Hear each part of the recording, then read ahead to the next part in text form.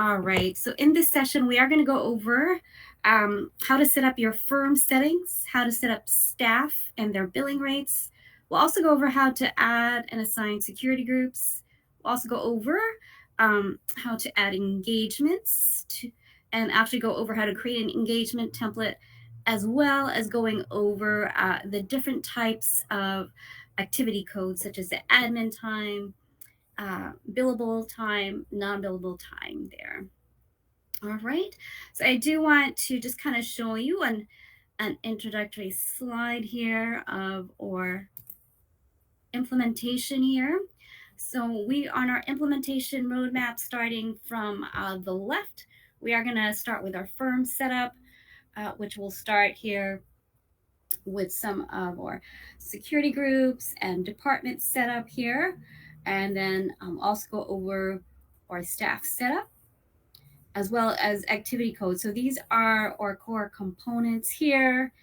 And then to the right, we do have the additional add-on modules, which we do have other sessions for that. All right, so let me go ahead and get started.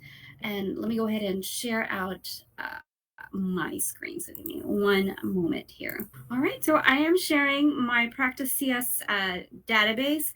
I am actually working out of the sample database.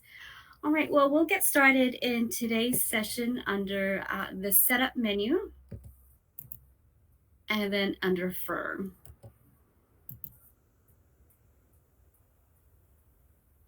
So we are going to cover all these different tabs that you see at the top here, with the main tab, the contact information, as well as the preferences, settings related to billing accounts receivable, as well as the terminology and notifications as well.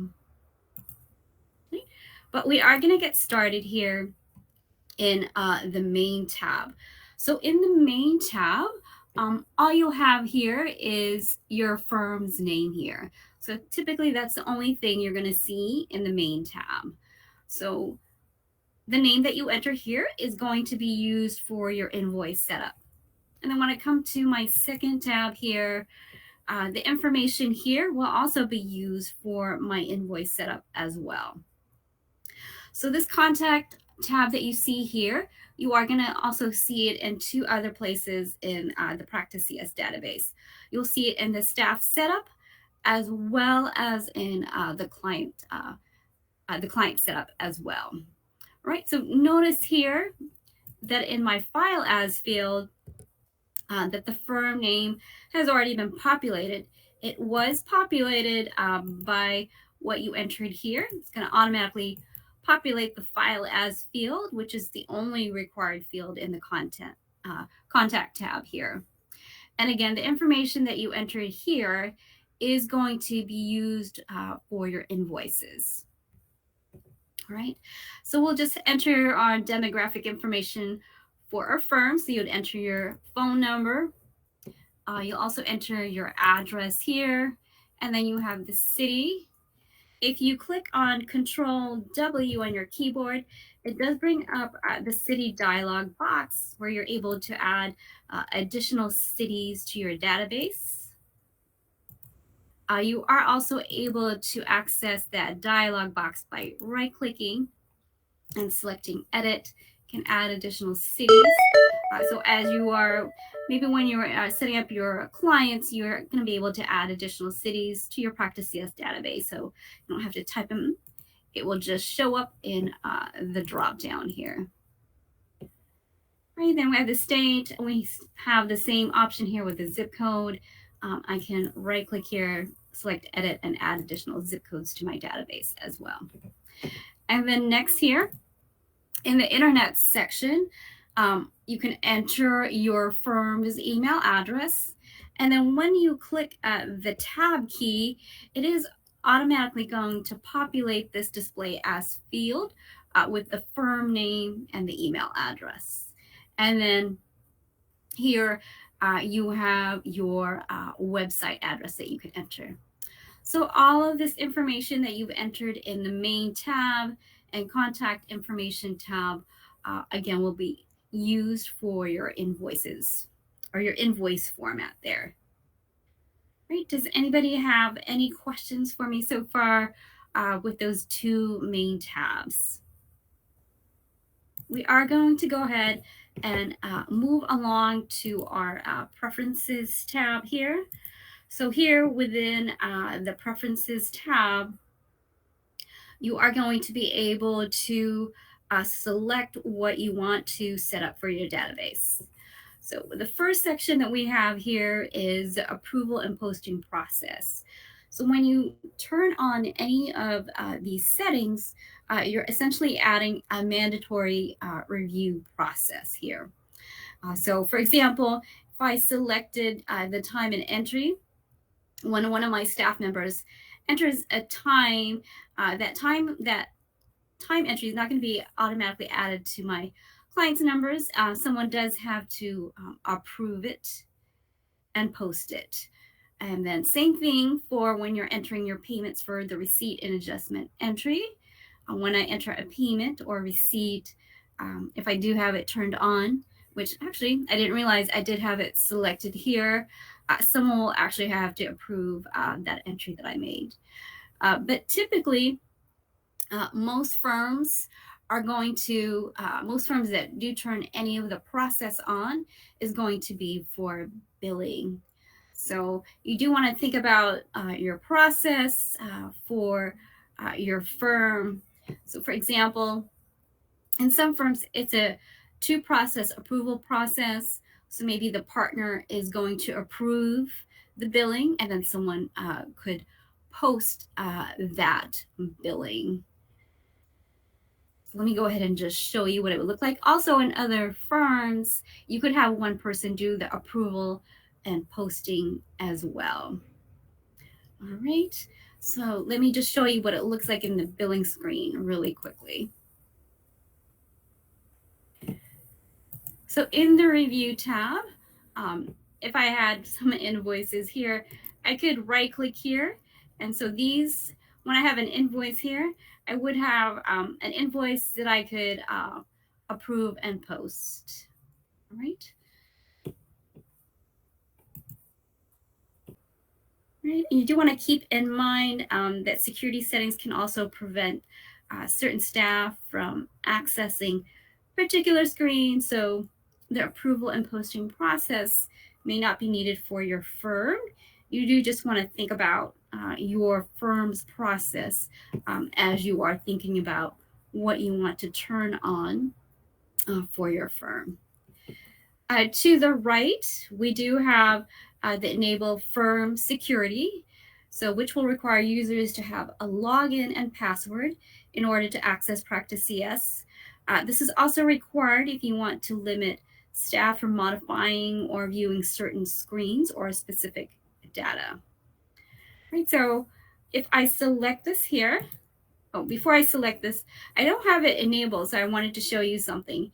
In my setup menu, I don't have the security settings, but that is going to change in a second here. So I'm going to actually go ahead and enable this, and then I'm going to go ahead and click enter.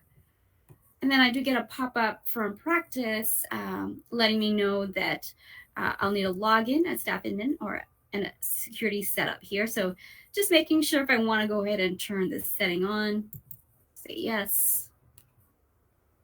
And then I'm going to log back in.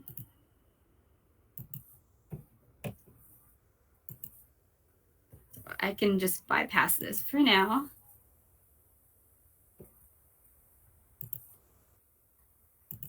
And then notice here, when I go to my setup menu, I now have a security group setting that we'll cover a bit later here.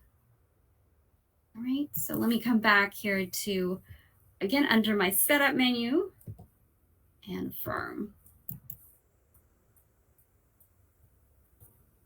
And back to preferences here. So the next setting that we have here, allow users to remember logins here.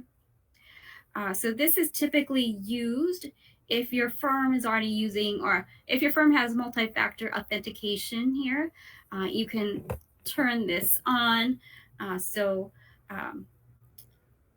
that practice will remember the user credentials. And again, it's only typically used when a firm already has multi-factor authentication already.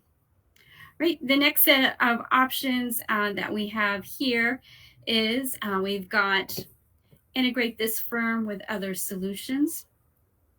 So you do want to turn this on if you are using other applications, maybe such as Accounting CS or UltraTax CS. So you want to turn this on if you are wanting to receive data from those applications. For example, maybe you're sending an invoice over from UltraTax CS to Practice CS. And so by selecting this, I'm telling Practice that I want to integrate my database, my sample database, with UltraTax CS or Accounting CS. I can only integrate one firm at a time.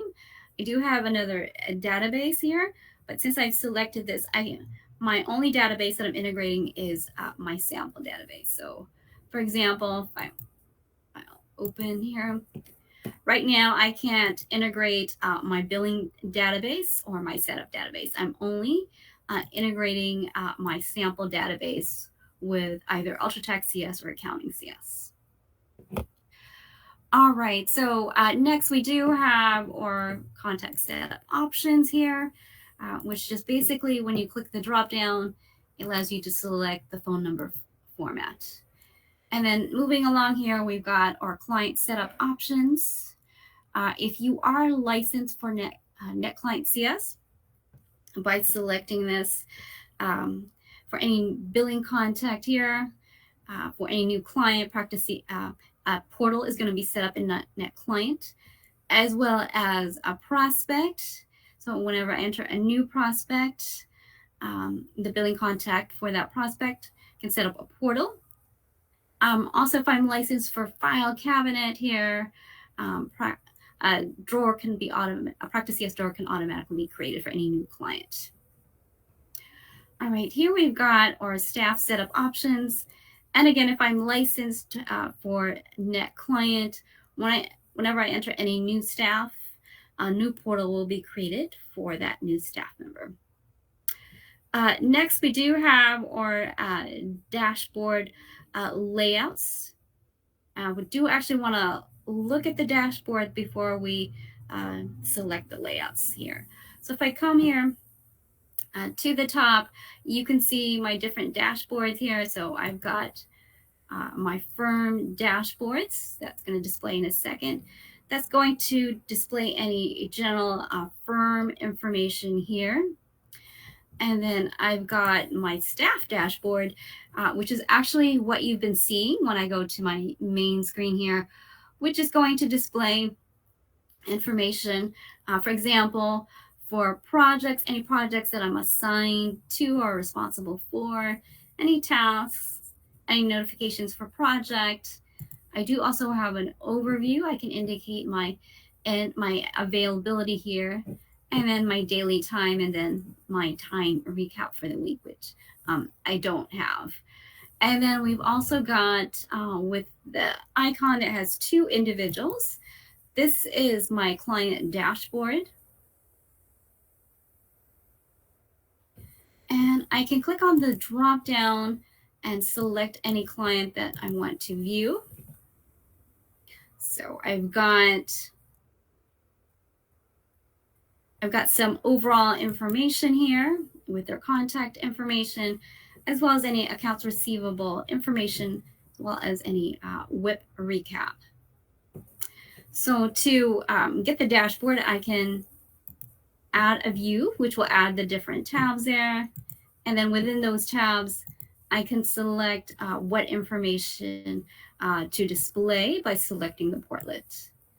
I can also select my layout by right-clicking here. I can create a custom layout, which I can give that layout a name. I can also right-click and select a layout. And so here, I can go ahead and select the default layout, which I believe is what I have here. All right, so back to our setup and firm and back to preferences. So here, I can go ahead and select what I want on my different dashboards. I do actually also want to show you what's on my home dashboards as well. So if I click here, in my home dashboard, you are going to see the custom formats, which is going to show different information that you can import to your database, as well as any formulas and any videos as well. All right. So back again to our setup here. So you can select what layout you want for your staff. So whenever you are entering any new staff in your database, this is the setting that they're going to pick up. This is the layout that they're going to pick up for their home dashboard. So in the dropdown, I've just selected the default home layout, as well as for the firm, as well as for this staff as well, and then my client as well. Also, you can set any user preferences for any new staff that you are entering. So if I click on the ellipsis or the more button, it does bring up the system information here, or system options. Notice when I have an option selected, I do get the description in the middle here. So the first one here is alternate background colors on lists, which basically means when you're looking at a list, it's just going to show the gray and white there. So it just makes it easier to look at the information. Right, next we have the enter keys. So if you want to use the enter keys to move between fields, you can do that. You can also still use the tab keys as well. And then enable desktop notifications. So this could be optionally turned on for the project management module.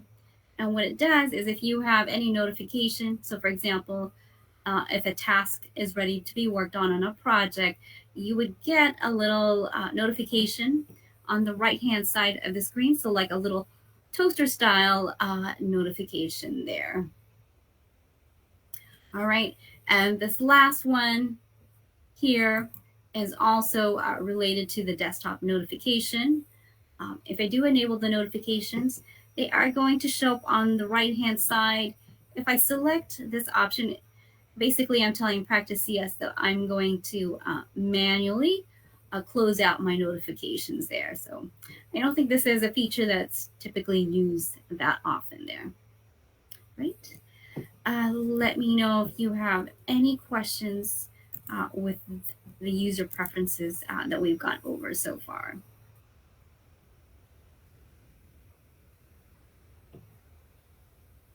All right, I'm going to go ahead and close this out. So again, I want to reiterate, whenever you're entering any new staff members, they are going to pick up the settings that you select here automatically. Also, if you have just beginning your implementation of Practice CS and a staff member has not logged in, the first time that they log in, it is going to pick up these settings here. Right. Let's go ahead and move along to our billing and accounts receivable tab here. All right, so the first drop down that we have here is the invoice format for any new clients here. So I can select my default format by clicking on the drop down. Typically, you are just going to have one or two, but in my sample database, I do a lot of testing. So that's why you see quite a bit more than one or two there. So you can go ahead and select the default invoice format for a client. And then when you are entering your client, if that client needs a different invoice format, you can most certainly change that format. And then next we have number of days until invoice is due. You click the drop down, you'll get a little calculator. You can just type it in. So if payment is due upon receipt of invoice, you just enter 0 here. Next, we do have enable default invoice reference number. So This is optional. This will also show up on the invoice if you want to. You can click on the ellipsis or the more button. It is going to bring up this window. So for my example, I've indicated I want the office ID as well as the partner ID. I can add as many as I need to. And then I can, at the bottom, select how I want my data separated. I just have a dash, and then you get a sample here. So again, this is just an option that you can turn on if you want to. Next, we do have the invoice email message. So if you are going to be integrating with Outlook, you can actually click on the ellipsis or the more button and then enter your custom email message here. So you can enter whatever email message that you want, but we do recommend that you don't change any of the information in the brackets, as Practice ES automatically pulls that information from the brackets, saving you time there. So enter whatever verbiage you want, as long as you don't change anything in the brackets there. Right, and we do have some other like formatting tools you can use as well. All right, so coming here to the right-hand side of the screen, we do have some other options. So if for any reason you want a separate invoice numbering system for any zero amount invoice or any zero invoices, you can turn that on. And then this is the option we recommend that you turn on if you have any non-billable WIP. If you select this, Practice ES will actually automatically relieve that for you. So we'll talk about non-billable WIP a bit later when we talk about creating activity codes. So maybe it's research that your staff is doing. You're not going to bill the client, but you do want to keep track of that. So we would turn that on. And just to show you what that would look like, I'm back here to my billing screen.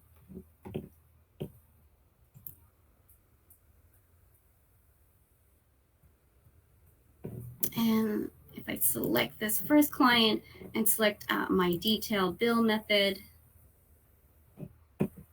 so notice here I have a non-billable tab here. So if I had any non-billable WIP, it would show here. Let me see if I have another client maybe that has any non-billable WIP here. Okay. All right. Well, I don't have any, but this is where it would be displayed here. All right. Let me come back here to our firm setup. Right. And if you are licensed for NetClient, you can enable the invoices being sent to the portal there. All right. And then we also have, if you want to set up any payment accounts here, if you want to enable ACH and credit card processing, we do have a vendor that we use for that. It would have to be set up through them. Moving along to our accounts receivable options, just like with the invoice format, if I click the drop down, I can also select my invoice format as well, or my statement format, just like I did for my invoice format.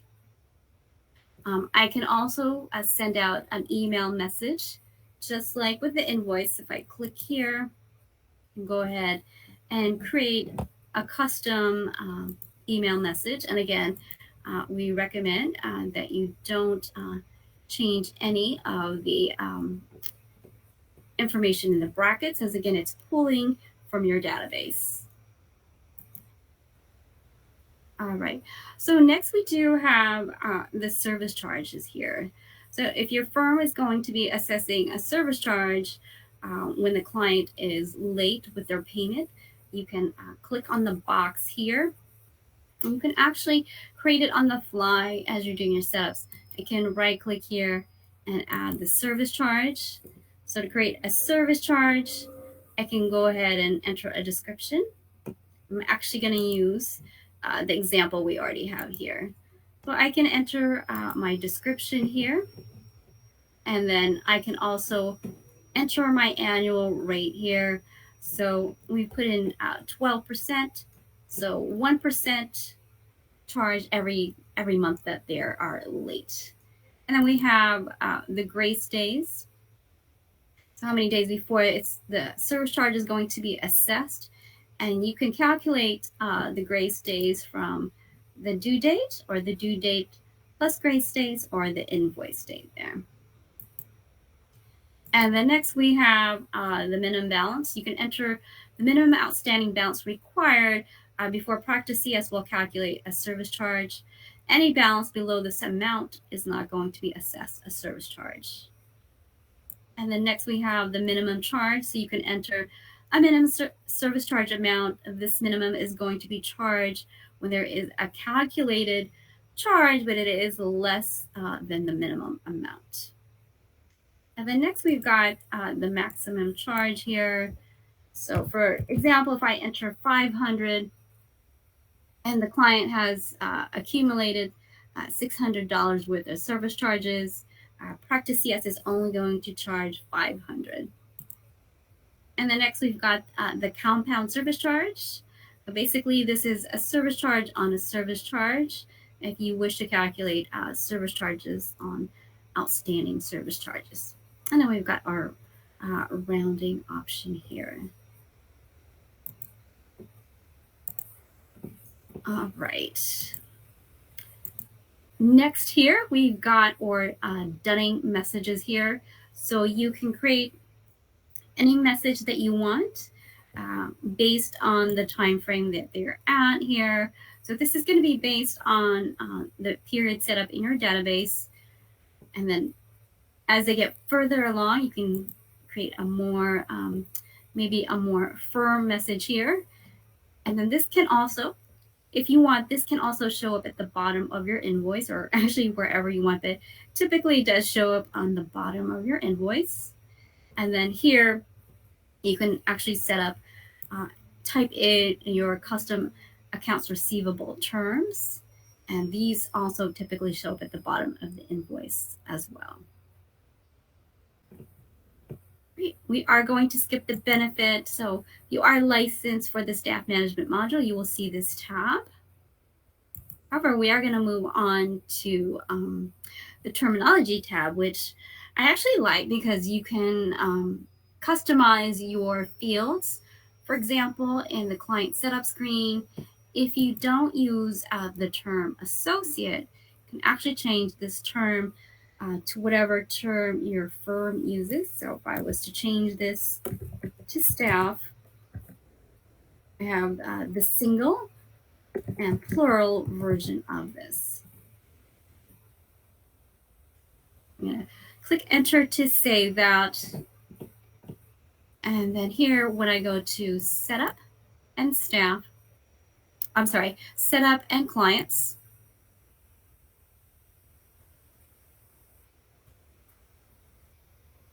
so here, notice that I've got my field here. I changed it in my firm setup, and now it says staff. Before, it did say associate here.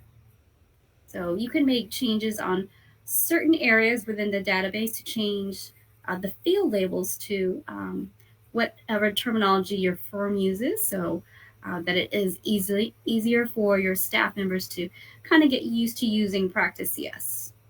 If you do need to contact our support team, they are not going to know what fields you've changed. So you can come up here to the help menu and then select enable default terminology. And notice how this field changes back to the default label. And then once I'm done talking with our support team, I can come back here and go to help and then select enable default terminology. And then notice it switches back to my custom field label there. All right, while I'm here, I did also want to point out what we were just previously talking about in the billing and accounts receivable tab.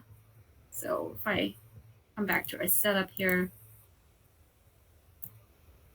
The settings that we've selected here, such as the invoice format, number of days until invoice is due, and then the service charges, as well as the statement format. All of those settings that you select here in the firm setup under the billing accounts receivable tab, those do trickle down to the client setup screen. So notice I've got the project invoice format, I've got my statement format, and my service charge here. So if I go to my client setup, those settings are all going to trickle down there. Give me a second here. So we go to the billing accounts receivable tab. Oh, sorry. They trickle down when you add a new client. So let me add a new client. So here I've got the project invoice format that I have in my firm setup, as well as my statement format, and then my service charge. So with any client, you can, of course, change it from the default format to another format as well as with the statement format. And if you have an agreement with the client, you can deselect this and not assess a service charge. All right, just wanted to illustrate how those settings work. I come back here to our firm setup.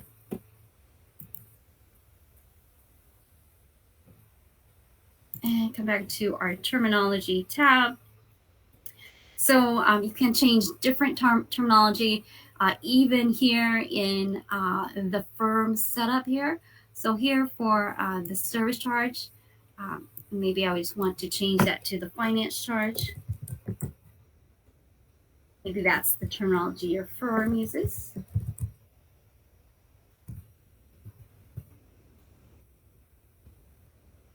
And I'm going to go ahead and click enter to save that.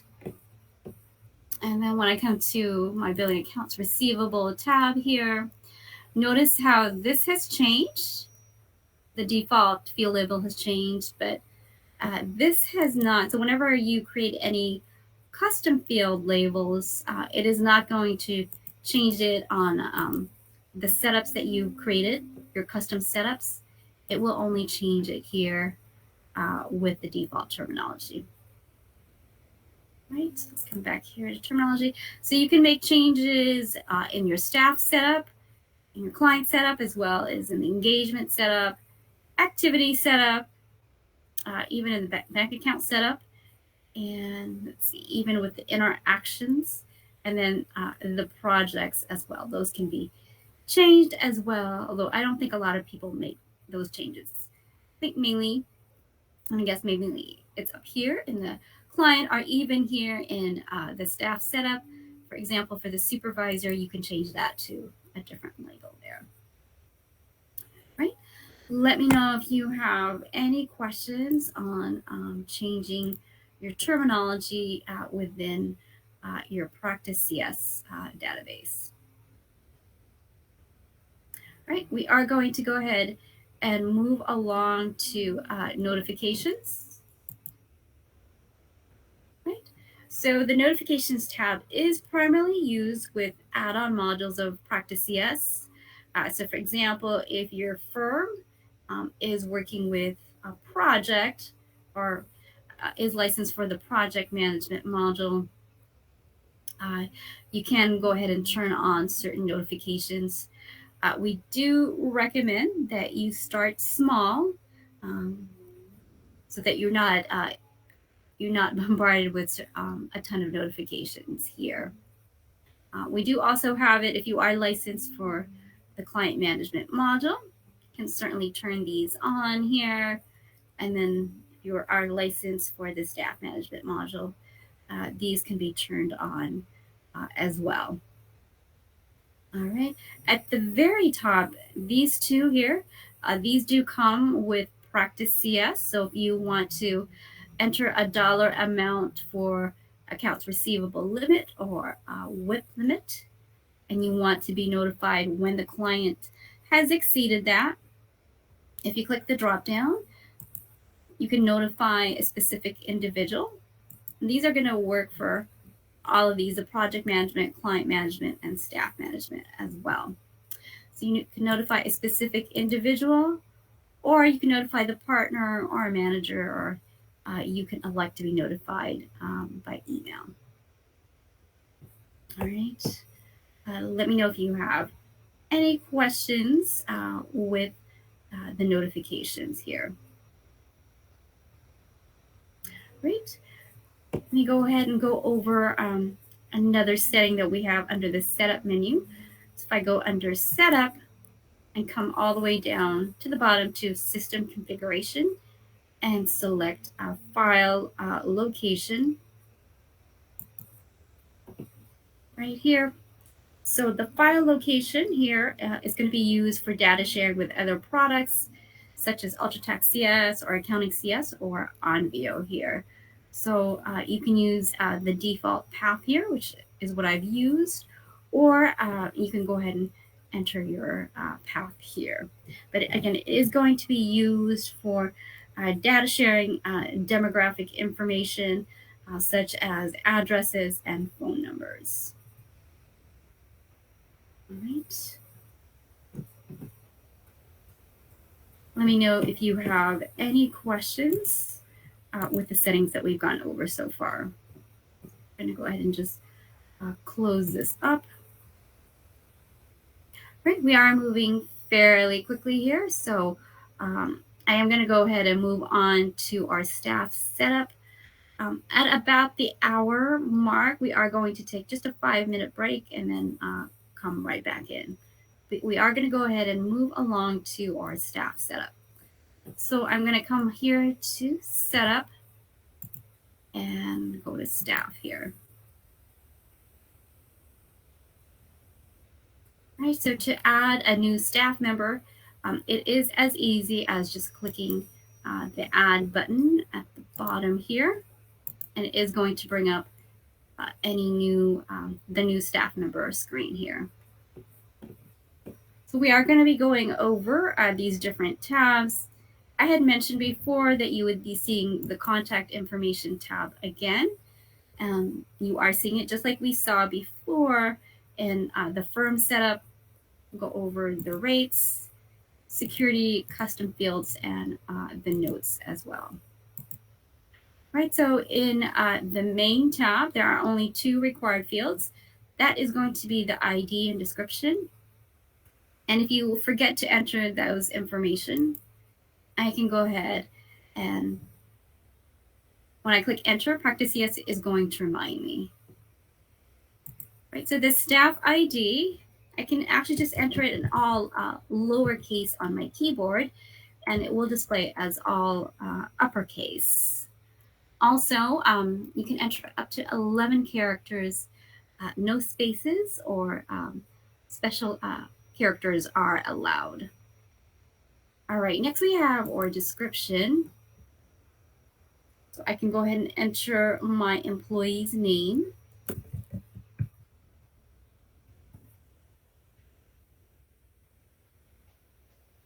All right.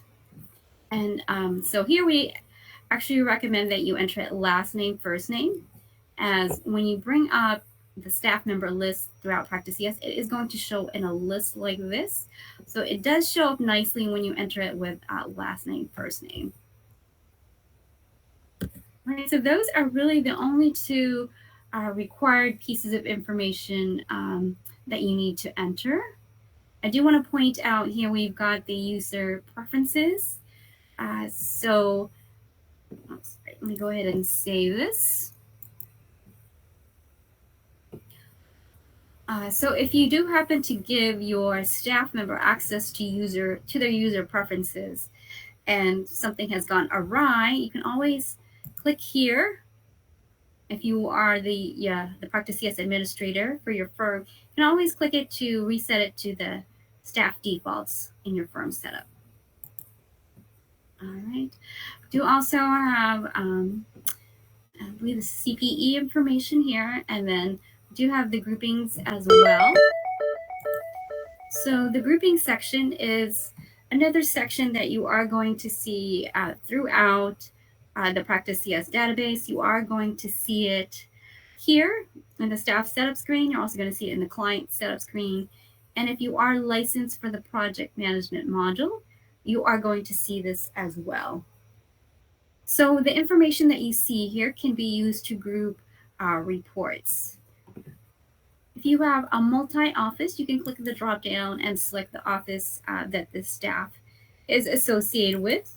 If you need to add an office on the fly, you can just right click here, select add office, and the office dialog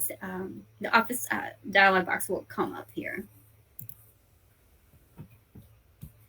All right. If you are going to be using departments, you can right click here and add your department on the fly as well. Once they are added, you can click on the drop down to indicate which department this staff member is associated with. So here we've got our supervisor. I can click the drop down and select supervisor as well. But you typically, this field is used if you are using the staff management module. And then the level here. To create the levels in your database, you can right click, add staff level. So in my sample database, this is what is displayed here. I've got the administrative, manager, partner, and staff.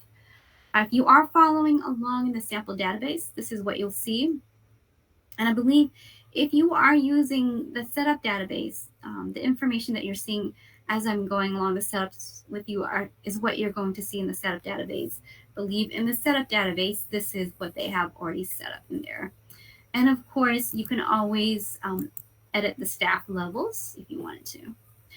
I can also add a staff level if I need to by creating the staff level ID and the staff level description. All right, so we'll say my staff member here is brand new. So we'll just say he's a staff member here. Right, moving along to the contact information tab here. I do want to point out here that the company field is automatically populated, and this is automatically populated based on our firm setup here. The files as field, which is required, the only required field here, is also populated from the main tab. So it is taken from the description field, automatically populating that. So you can enter a phone number if you want. So maybe you want to go ahead and enter their cell phone number. You can make their cell phone number their primary number.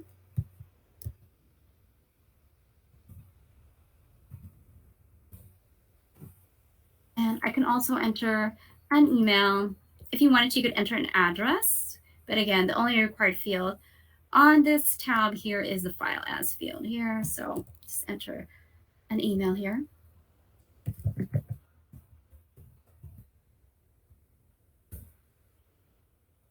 And just like we did in the firm setup, once I enter an email address and click the tab key, it does automatically populate with the staff member's name from the file as field, as well as their email address. All right. Let me know if you have any information or any questions so far, which I apologize. I just saw this now, so let me go ahead and grab this. So the question is, how do you hide inactive staff members in the middle screen? Well, you can definitely hide them here. So yes, it does have active status here. So I can change this to inactive, and what I can do is I can actually come here to my filter and just say that the drop down with the status is just to show only my active staff member here. So let me go ahead and save this information. And so here I'll only see a list of my active staff members. And this filter is going to remain if I go to another screen. So if I go to my billing screen and then click the back button,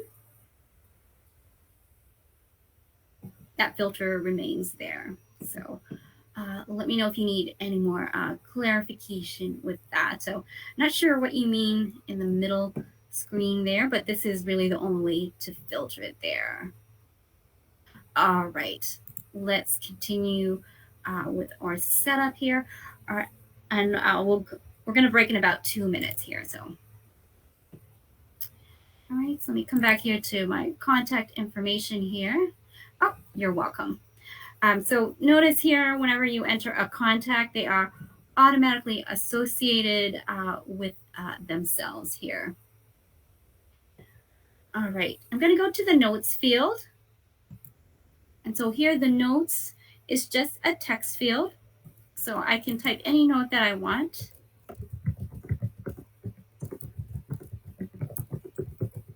And then to move my carriage, I'm going to have to click on Control Enter, and that moves my cursor down there. So, but it is just a text field. It's optional. You don't have to fill it out. And then next we do have our custom fields here. And so to create a custom field, you are going to right click, add custom field. You can create a description for it, and then select the type of custom field that you want. So we've got our different options here. It does default to text. I notice you have quite a large character length here, but you can change that to whatever max you want. And then we've got the checkbox option, a date option, as well as a list option, number, and staff list as well.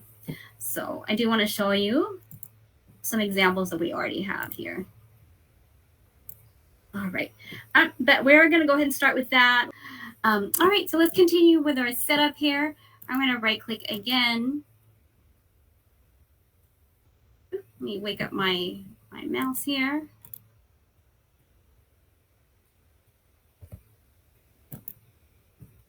All right, let's see. Here you go. Let me go ahead and get to edit mode. Okay, let me go ahead and right click and add my custom field here. And so I was going to show you one of those. So the custom field here that I'm showing you here is the list method here. So for the list method, you can, first of all, create a description as you would with any custom fields. And then you would select the list option here. To create the list, you're going to click on the ellipsis or the more button here, and which we have here is the birthday month here, basically. So when you're creating your list, you're creating a list ID and list description. All right, and then let me show you this other one that we have here, which is the emergency contact. So this is a text example, and we've indicated we have a maximum of 70 characters. And so the sort number is just indicating I have 2 different custom fields. So this is the second one that's going to display. All right, let me know if you have any questions with the custom fields here. Right, just kind of moving along with our setup here. Go ahead and move on to our rates here. So can I come to the rates here? So here with the rates, you can actually add the effective date. So I'm actually going to click add here. It's going to, when you add a rate and click the add button, it's automatically going to create an effective date. As you can see, it does default to today's date. But of course, you can click on the drop down. So maybe your staff member is going to be starting next week and select a different date on the calendar. Next, we do have the cost rates here. So the cost rate, this is an optional field. It's typically the amount it costs to employ the staff on a per hour basis. So firms may include items such as salary plus benefits when considering the cost rates. So again, the cost rate is not required, but as best practice, we recommend including it because it helps your firm determine profitability and factors into assorted time and billing reports. So when I am talking about that field, I typically get the question, can all staff members see cost rate? And so this would depend on your security settings, which we're going to cover in a moment. Next, we do have our billing rates. So when you are setting up your billing rates, you do want to go ahead and create it. So you can actually right click and add your billing rates on the fly. So I'm going to go ahead and just select it here. So here you can see several billing rates that we already have set up in the sample database. So billing rates are based on the work that a staff member will be doing. We recommend setting up all available rates for each staff member. This gives you the flexibility to quickly pull staff members into needed areas that they might not normally work in, which we'll see a bit later when we see engagements. So typically rates are almost always based on engagements. It is recommended that a rate description be set up for each engagement.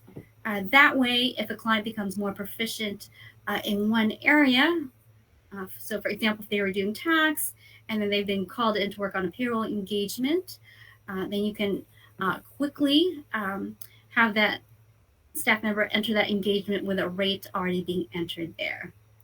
So for this staff member, let's go ahead and enter. We're going to go ahead and select a rate, but before I close this window out, notice it's very easy to create the billing rate by just entering the description and clicking enter. Once you've entered your billing rate descriptions, you can click the drop down and select. So we'll just say they're going to work on tax, and I'm going to enter just a random billing rate here for a new staff member there. All right. And so I've got my staff member rate there. And then I can, again, we recommended going and adding all available rates there. So if your firm, for example, if your firm uses a flat rate, we do also recommend doing that as well. So if you have a flat billing rate, you can enter that as well. So maybe your firm's flat billing rate, just as an example, is $100. You can easily enter that for all of the engagements for your staff. And so if you're needing to pull your staff into different engagements, it's easy to do that because you already have the billing rates entered there. Right. Let me know if you have any questions with the billing rates there.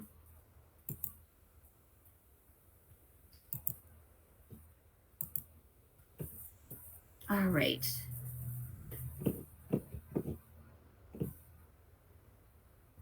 And actually, this is actually a good time to go over our question discussion documents. So give me 1 second to pull that up. So hopefully you had a chance to download and these documents. They are actually, they have some really good questions for you to think about as you are creating or setting up your database. So one, how is your staff member going to handle staff rates? Is each staff member going to have one billable rate regardless of what type of work? So we discussed this having a flat billing rate, or your rate is going to be determined by engagement there. All right, we'll come back to the engagement codes there. I did also want to point out, I believe in the additional documentation there are instructions on how to set up the setup database if you need those. So those are available to you. All right, let's continue with our setup and move along now to the security tab here. All right, so before I actually click on that tab, I do actually want to go over how the security groups are set up. So here, if I come back to setup and select security groups,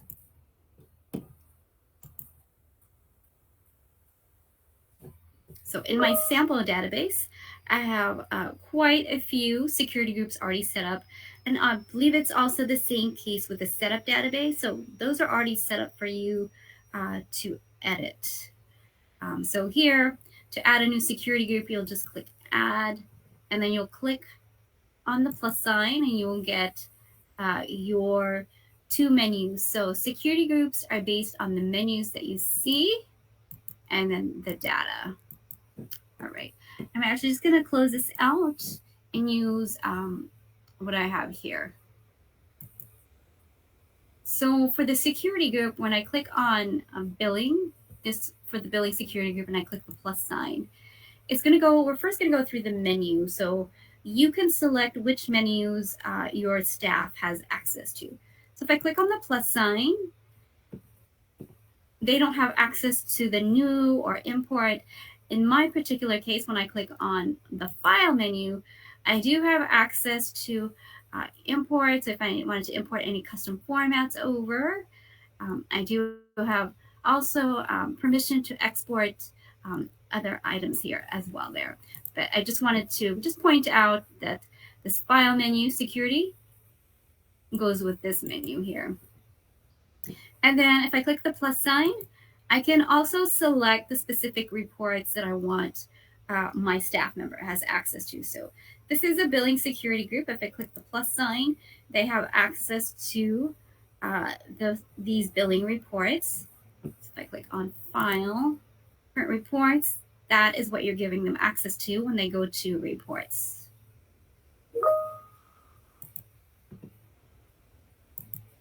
Right, and these are the other reports that we have available if you're licensed for the project management, if you're licensed for the client management, staff management. And then we've got the list. We're actually going to go over these reports just a bit later. And then we've got the production for the WIP reports, well as accounts receivable reports as well. All right. And then you can also indicate, so these are all under my file menu here, whether they have access or permission to print invoices and statements as well. All right, let me go ahead and collapse that. Oops, sorry. And then here, the view menu as well, and select what they can access through the view.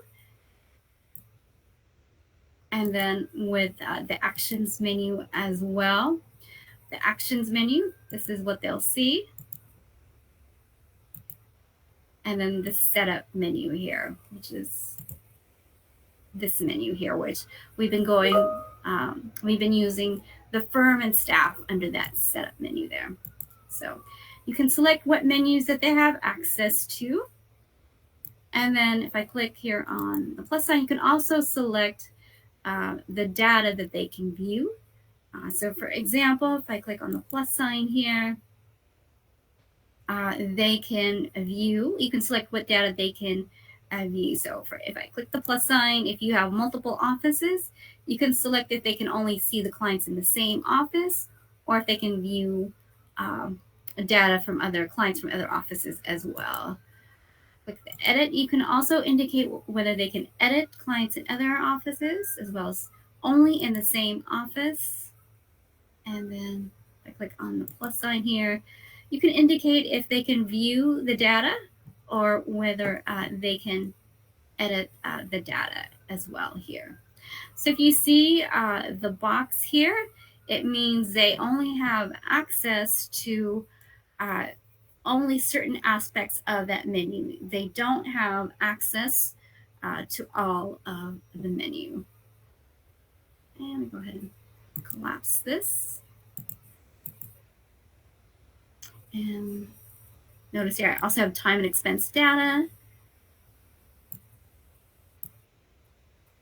I like to point out here that if you don't want staff to edit prior period entries, you can make sure that that's not selected there. All right. And if I'm the administrator, notice that I have a check mark for everything. So when you see the check mark, that means that they have full access to everything under that menu.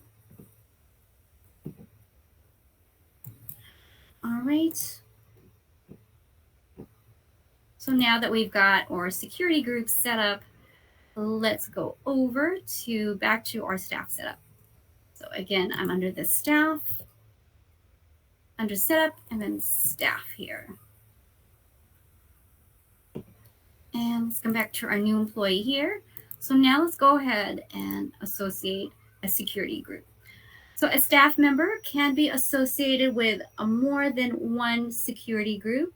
So if you do assign a staff member to more than one security groups, the security groups are going to be cumulative, meaning that staff members will have access to everything included in the selected groups.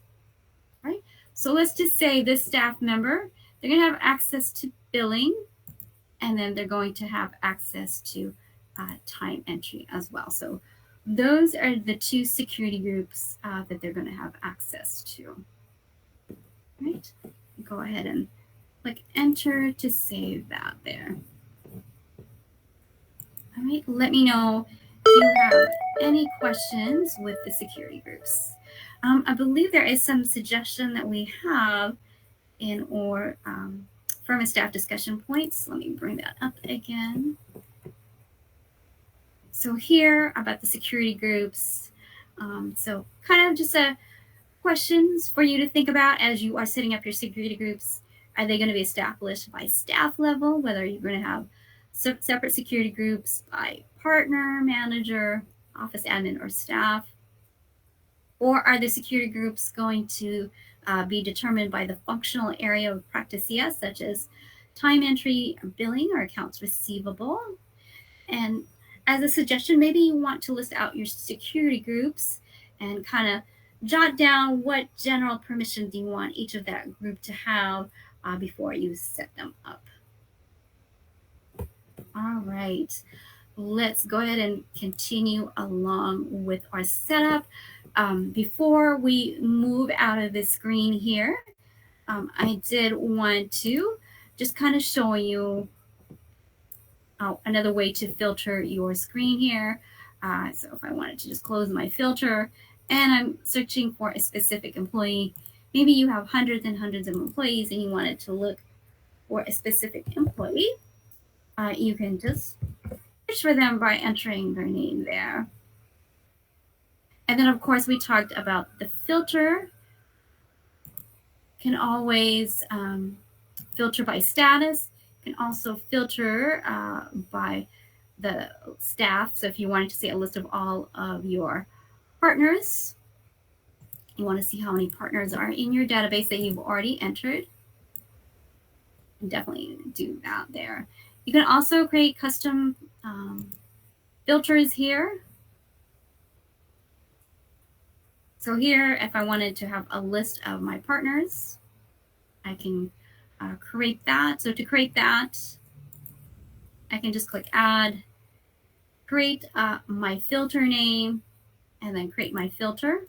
When I'm creating custom filters, I can have more than one criteria there. And then once I create it, I can click enter.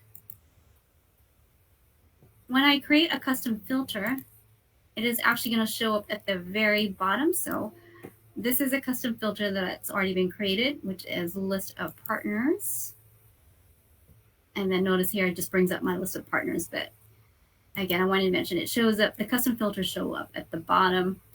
And again, of course, you can always have your status. Just want to show only your active staff members there. All right. Another feature I wanted to show you on the screen here is at the bottom, you do have the edit multiple staff. So here I can change staff information for multiple staff members.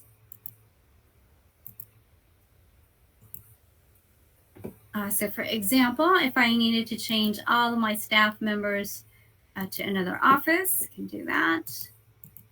And I can change as many fields as I want.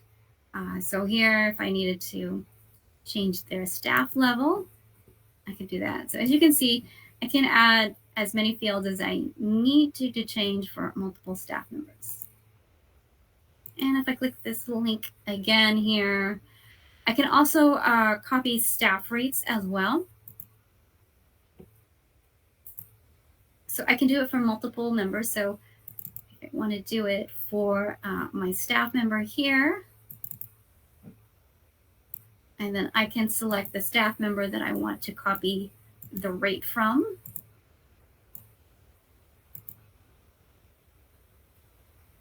All right, so if I go to that staff member, okay, notice those rates were copied over.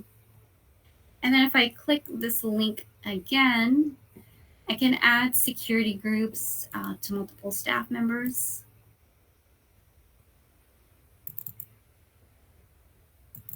All right, so making it very convenient. You don't have to set up your staff members one at a time. You can do it. You can set up multiple staff members by using this edit multiple staff link there. All right, let me know if you have any questions using this link. All right, we are actually going to move on to setting up your engagements. And before we do that, I do have an illustration to show you. So we do have, I wanted to show you the Practice CS structure here. So what you're seeing here is aspects of the Practice CS core components. So we've got the engagements here. So the engagements are those general services that you perform for your client that you typically advertise on your firm's website. So notice we've got accounting, payroll, individual tax, and business tax engagements. And then underneath that umbrella, if you are licensed for the project management module, it does become more specific. So if we come down here to this example, we've got an individual tax engagement, and then our project would be 1040. It's more specific. It's got the projects have due dates associated with them. And then next we do have the activity codes. So the activity codes are going to describe what they're working on. So basically it's going to be part of the workflow description there, right? So just kind of giving you an idea of what the structure is. You are going to be using these core components, the engagements and activities. And if you are licensed for the project management module, you are going to be using it on a daily basis. For example, staff will be using these core components when they're entering time.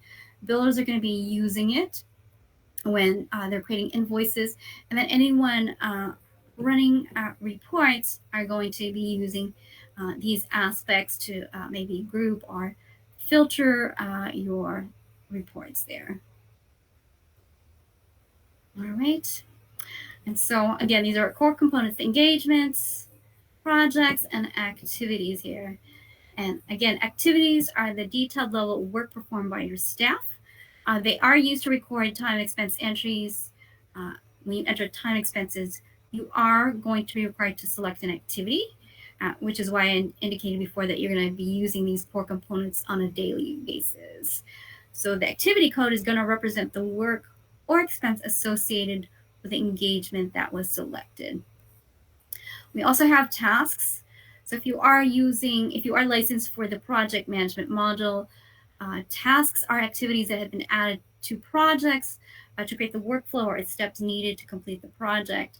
But once an activity has been added to a project to create a task or target dates, staff assignments, and budgets can then be added to that task.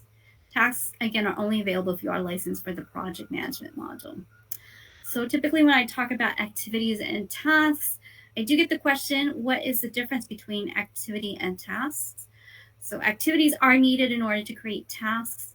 Tasks define the order in which a specific activity is worked on. So for example, the preparation activity code might be used as task 1 on a payroll project. It could be task 3 on a tax return, but they both use the same underlying activity, but provided in a different order. So if you are licensed for the project management module, when you create a task, you are selecting an activity which the activity is the core component of that task. All right, so let's go ahead and with our core component discussion, let's go ahead and head back to my database and let's go to the engagement setup. So I'm going to go to Setup, Templates, and Engagements.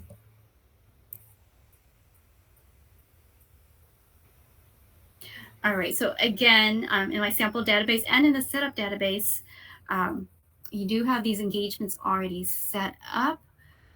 If you are going to be using the setup database, of course, you can edit any of the engagement templates. All right, but to create a new one, you'll just click the Add button. And I just want to point out there's only 2 required fields when you are setting up your engagement template. It is going to be the engagement ID and engagement description, which you'll see this in a list when you are selecting your engagements here. Just going to go ahead and select a sample here. So I've got my engagement created. I've got engagement ID, my engagement description. And again, with the engagement ID, it does max out again to our maximum character capacity, which is 11 characters. And again, the same rules, no spaces or special characters are allowed, just like I mentioned in the staff setup. You do have more character space here in the description. And then when you tab over, it is going to take the description and populate it automatically in the invoice description. So the description that you use here, or the description that's entered in the invoice description, that is what is going to display in the invoice. So if one of your clients is going to use the engagement invoice format, what's going to display on their invoice is the verbiage that you enter here. All right. And then here we have our grouping section that I mentioned before. Again, any information that you select within the grouping information or section is going to be used for reporting purposes. So if I have multiple offices, I can select the office that this engagement is going to be used for. I also have my category as well. If you are creating a new engagement altogether, you can right click here and add a new engagement category. All right, and click the drop down again and select this. And then if you have a specific biller for this engagement, you can click the drop down and select specified staff, and then choose the specified staff member on the right. And same thing would be for your engagement reviewer and manager as well. You can also enter your rate. So if there's a specific engagement that your firm performs, you can select no rate. Or if there's also a fixed rate that you have for a client, you can select that. But typically, most engagements are set at the staff rate, which looks at the rate that was entered for that staff member, just like I showed you in the staff setup. I do see a question there, so let me go ahead and grab this question. So you do want to show how to add a client? Yes, I can do that quickly at the end. Yes. All right, here. I do also want to point out here that you can also indicate a default engagement for any new client. So when you create a new client, this engagement is automatically going to be added to that client.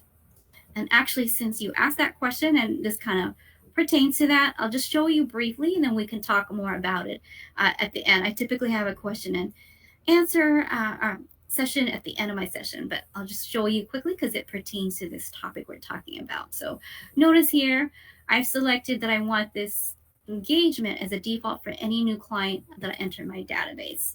So when selecting this option, you do want to be careful and make sure that you are selecting an engagement that you would typically perform for the majority of your clients.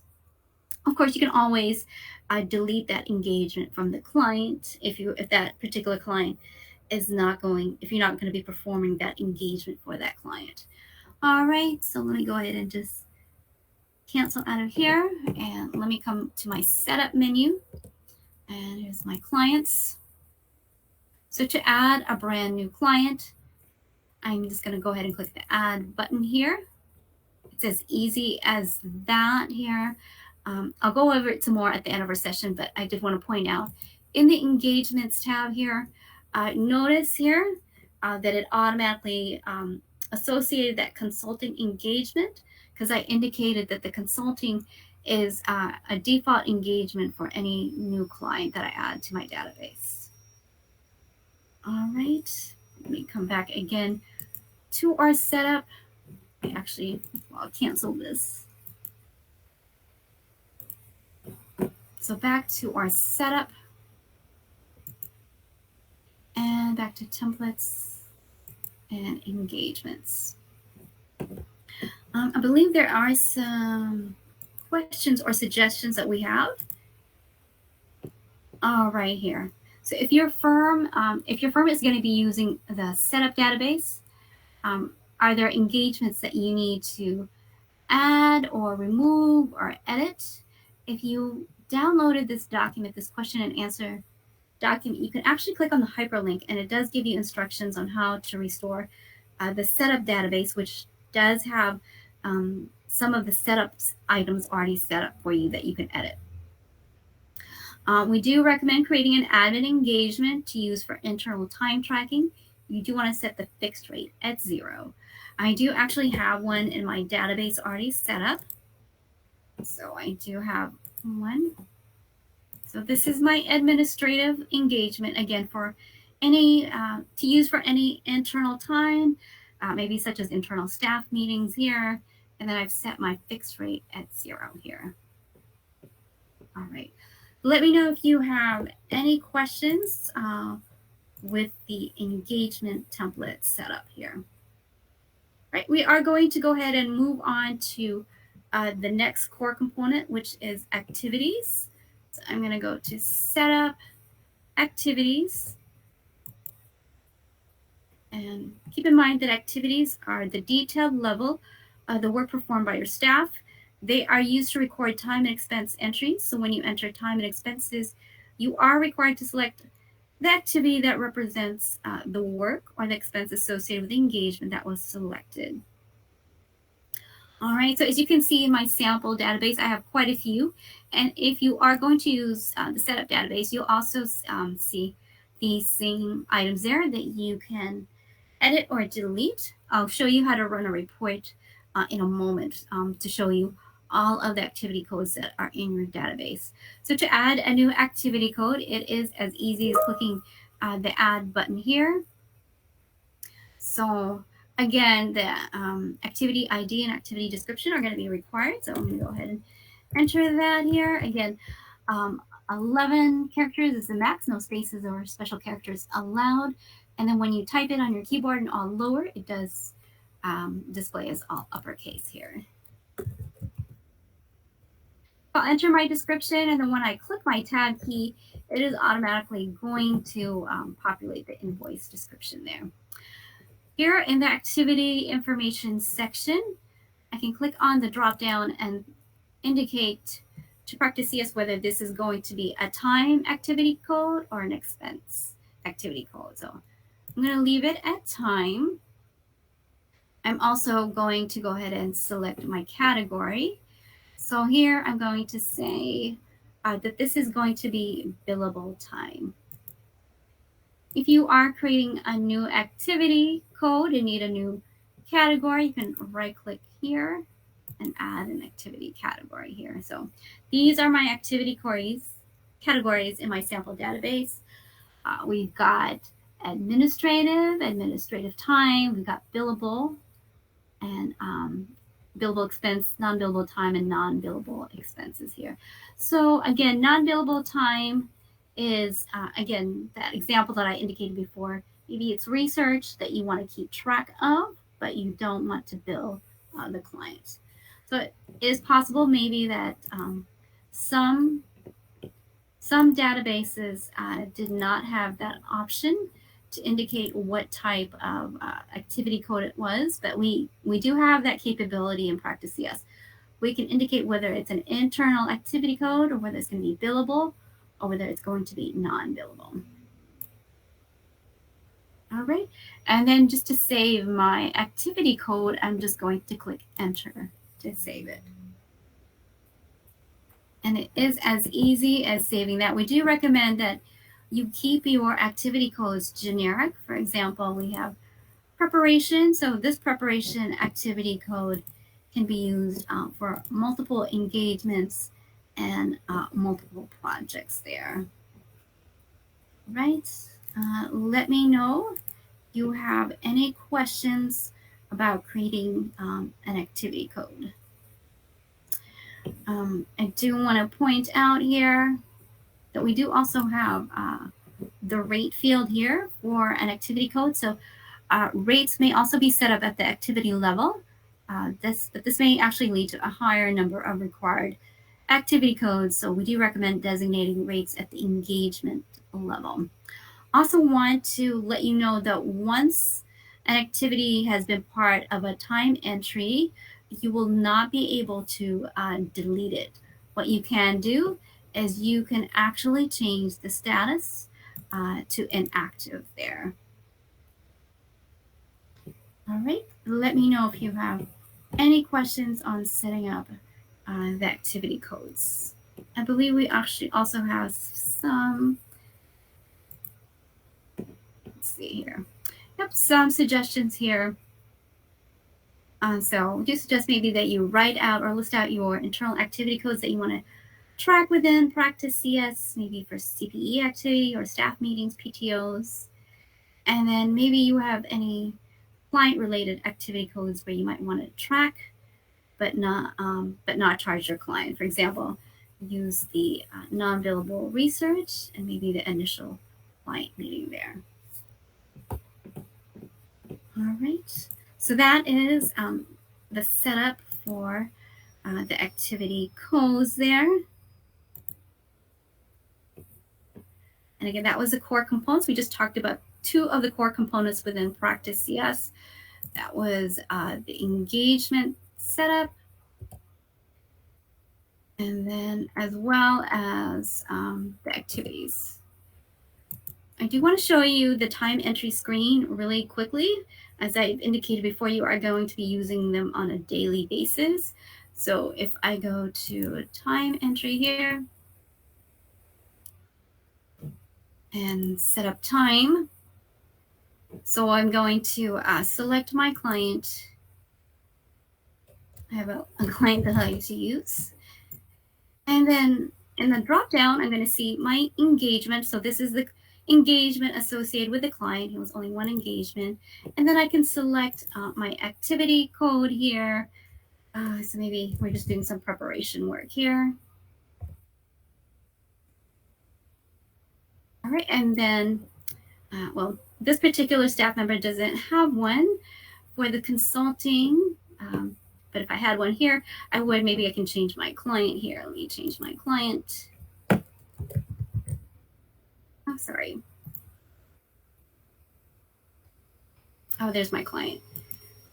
And let me go ahead and change my engagement to individual tax.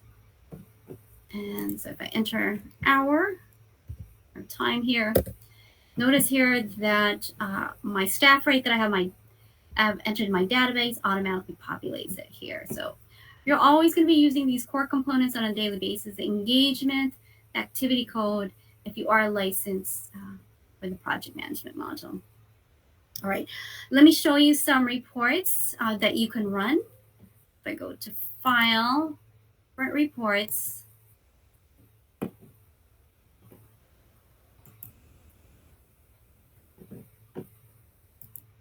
I wanted to show you the list report here. So if you are using the setup database, you can run your activity code report by double-clicking it. It does default to today's date, and then you can select the layout. So I talked about the grouping sections. This is what it's referring to. You can select the information that you want to group by. I can just click on Preview to run the report. All right, so my report is 2 pages long. So this is a list of my activity codes here and for the administrative. And then I've got all of my billable activity codes as well. And then on the second page, I've got my billable expenses and then my non-billable time. So I find that that's a very useful report. So again, that's going to be under my list. We do also have some reports that you can run for your staff as well. So I like to run the staff billing rates. And you can select your date here. So go ahead and do today's date. Then I can select my layout again in the group by. I can select how I want to run, which is by staff level. And then I can click on my preview button to run the report. And so here I have my administrators, and then I have my managers as well. And then I have my staff member here. So, and then I also want to point out, it does show their billing rates. So this particular employee has these rates for these different types of engagements. Also, if you are in the setup database and you want to see how many engagement templates that you have, you can also run this report. Mine is grouped by the category. The selection is just the date. Run this report. And here's a list of my engagements. All right, and let's see what else I wanted to show you. I mean, it's really it. So there's a lot of useful reports here. You can always also go to the home dashboard. There are some custom formats reports here. So we've got some more custom list type reports here, but really applying to when you're working with your clients there. All right, so let me go ahead and just do a recap, and then I am going to go ahead and show you how to set up a client. I do have to go through my my PowerPoint, and then I promise I will show you. We'll go over how to set up a client here, but just as a quick recap here, we did go over the firm setup, how to set up your firm name and enter the contact information. Again, these information, these two tabs, the information you enter here are going to be displayed on the invoice. We've went over how to select the preferences. Main thing I want to indicate here is if you are going to be using security groups, you are going to have to select enable firm security and log back in. And then here for the approval and posting process, typically that's used for billing when you do the posting and approval of the invoices. And then we've got, we went over the billing accounts receivable defaults we've selected for any new clients that we're setting up in our database.